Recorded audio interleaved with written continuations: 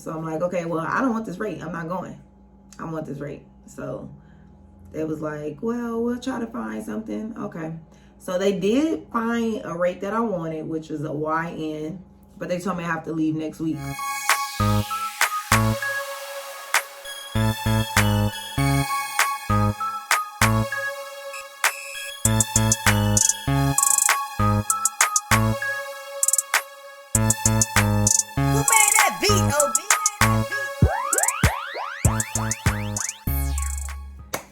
Hey you guys, it's your girl Selling with Z for my first YouTube video.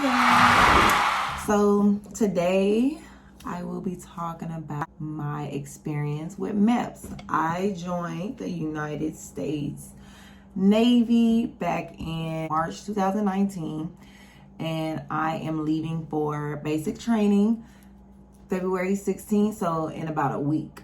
And I just wanted to give you guys my MEPS experience, a little bit about me. So, okay, I have a little checklist. So if I'm looking down, you know, it's okay. So, okay, first, if anybody want to join the military, it don't matter if you with Navy, National Guards, Army, Air Force, first thing you have to do is go and meet with a recruiter. So they have recruiting offices everywhere. You can go online to, you know, whatever branch that you're interested in and look up the nearest recruiter, go in there and talk to them. So that's the first step. They're going to give you all the information as, you know, what you should weigh, what you should have as far as medical background. They're going to break most of that stuff down for you. Do your own research because some recruiters will play you. I'm going to say that. They will play you. So make sure you do your own research. But yeah, that's the first step. Once you do that, they're gonna, most of the time they'll sign you up for a practice ASVAB. You can do the practice ASVAB. It's just to see where you at and see what you need to work on. And then after that, they will actually schedule you for the ASVAB. So if you do want to do the ASVAB, they have two options. They have the at-home test, which you can take the test at home, but you have to do a verification test at MEPS. I wouldn't recommend that. I did that, or you can do the actual test. And then some study guides would be like ASVAB for Dummies. ASVAB for Dummies was cool because they had practice tests and stuff at the end. So my experience joining has been a long process. So I joined right before COVID. The MEPS that I was going to out here in LA just kept canceling my appointments when I was supposed to go in and take my ASVAB, when I was supposed to go in and do my physical. I just kept getting canceled. So I ended up having to take my test at home, which I was like, okay, I got this. I was ready. I was getting dressed to go to MEPS and they called me. Oh, they canceled it, so we're going to schedule it at home. I was like, okay, oh, whatever. It'll be easier, which it was. I mean, I didn't cheat. Don't cheat.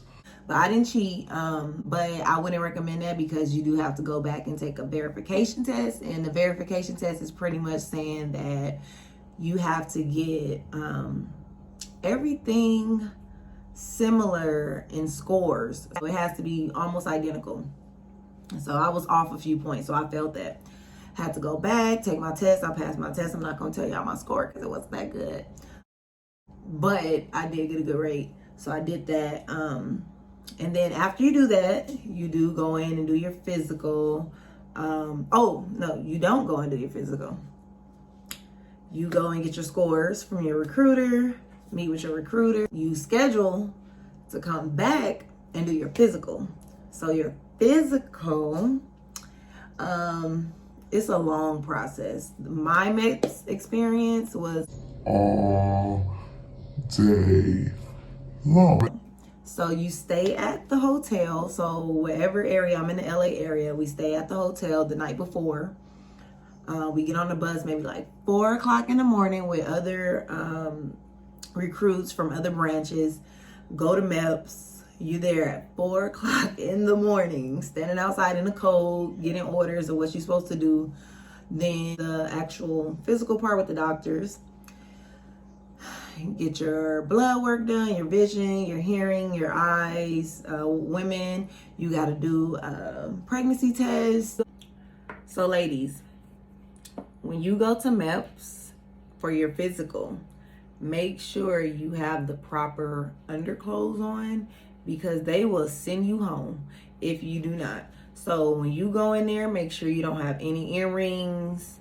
Make sure, I have piercings, so make sure you don't have no piercings, no necklace, no type of jewelry. If your hair is down, I would just recommend you at least put it in a ponytail. You don't technically have to put it in a bun, but put it in a ponytail if you're able to, just so you won't look like you being all girly in there, because they don't care. People who doing your physical are most of them are non-military. So some of the doctors are regular civilian doctors, and they will dock you for every little thing. I promise you, they would dock you for every little thing. So women, make sure when you go, you have your granny panties on. Make sure they're cotton, because I had granny panties on, but they wasn't cotton, and she was about to send me home. So make sure they are cotton granny panties. Your butt cheeks are not hanging out. None of that. When you wear, make sure you wear a bra, a full bra, not a sports bra, a bra that straps in the back. Make sure, nothing is hanging out or any of that. So make sure you don't have any fingernail polish on your nails and your toes, meaning not even clear, because they will send you home for that. Also that morning, you definitely want to drink a lot of water, because you do have to take a urine test. When I drank a lot of water, and I had to pee so bad.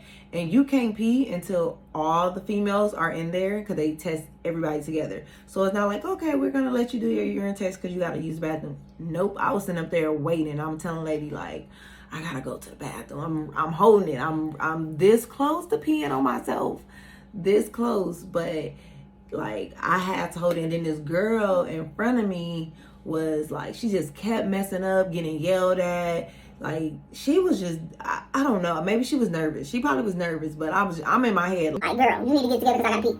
So just know that, try to drink enough water, but don't be like me and overdo it. Like, I thought they was like, that's the first thing you gonna do. Remember, it's a waiting game, so you doing it on daytime. And like I said, with women, you have to wait till all the women get in there to do it. Ain't like you doing your physical by yourself. You have to wait. So just remember that. Yeah, it's just a lot. It's a lot you got to do. And it's not like, oh, it's boom, boom here. No, you're going to be in there all day. You start at 7 in the morning, and I was the last one. So, that took a little while. Also, when you do your physical, women, we got to do the duck walk. You got to lift your feet up, stand on one foot, little stuff. Nothing like you're not going to be in there doing push-ups. So not that physical stuff. So after we did that, you still in there. You just say you done with all your physical. You're like, okay, I did all my physical. That's the only thing I came up here for. I can go home. Nope, you can't go home. So you got to sit there and wait until the MEPS officers or whatever do their paperwork. That takes all day. I was there literally from when they opened to when they closed. I was the last one. My recruiter was calling me like, are you still there? I'm like, yep, pretty much. I've been waiting. You just wait. It's just a waiting game. So you better have patience. You can use your phone like once you finish. But it's just a waiting game. It's just a waiting game. It's horrible. So that was my experience. The first time I went to MEPS. 2 times. 2 times. So I swore in the first time. They tried to get me to go in undesignated. I swore in and got that job, right? So let's rewind. So I went in undesignated. I have a degree. I'm 28. I have a degree. So I didn't go in as an officer, but I didn't want to go in undesignated. So when I got that undesignated rate, they told me I can change it. So I'm like, okay, cool, whatever. I'll change it later. Because they didn't have any rates available. Remember, this is in the middle of COVID. So I get that rate. And I'm like, oh, I want to change my rate, this and that. Oh, you can't. Yes, I can. No, you can't. Why I can't? So I'm like, okay, well, I don't want this rate. I'm not going. I want this rate. So it was like, well, we'll try to find something. Okay. So they did find a rate that I wanted, which was a YN. But they told me I have to leave next week. Who gonna leave next week? Like, I can't just get up and leave. Like, what? So I discharged. So I discharge. Oh yeah, so when you do swear in, that's your first swear in. So you can always change your stuff. Like you think that when you swear in, oh, you can't discharge, you have 2 swear-ins. Your first one after your physical and after your ASVAB, and then your second one when you actually about to get on the plane to leave. After you do that swearing, you can't change anything. So don't let them tell you you can't change anything, because you can. You can change after your first swearing. They don't want to do it, but they can't. So everybody may be a little different. They may not be so lucky in bringing you back in, but yeah. So I discharged, and I was like, well, when y'all find me a rate, y'all give me a call, like, period. So so they did call me, and they was like, oh, we have a rate. So I already had my top 6 list of the rate that I wanted. So they called me, said we got a rate, it leaves in February. I said, okay, that's fine, whatever, you know. I'll take that. I can always move it up if I wanted to. Like I was gonna move it to like November, but I changed my mind. So that was that. So I was able to do that. Also, you guys, when you are looking for rates, try to find a rate that you are comfortable with, something that you want, something that you can use in the civilian world. You don't want to get a rate just because you're getting a rate. Like, you want to find something that you like or want to learn, or something you already kind of know, because you just don't want to be miserable. Like, I ended up finding a rate, which is the EN, is working on the ship's engine. That's a good skill to learn. I like hands-on stuff, so I don't want to be sitting in the office doing paperwork, even though I said a YN. But that was like on the bottom of my top 6 list. But I like to be hands-on, so hopefully I like it. But definitely pick a rate that you're gonna like. And also, if you try to pick a rate that rank up, you don't want to be working in a rate that isn't doing anything. Like, you're gonna be an E3 forever. You want that money. No, you want a rate that maybe next year you can apply and you be an E4, the year after E5. Like, you want a rate that you're gonna move up. Another thing is the hotel. So when you are staying at the hotel that night, luckily for me, I didn't get a roommate because in the middle of COVID.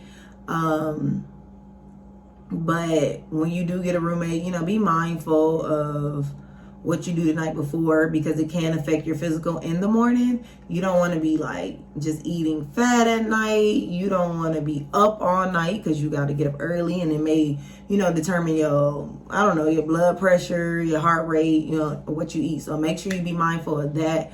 I like staying in a hotel. Luckily, I didn't have a roommate because I like to just be by myself.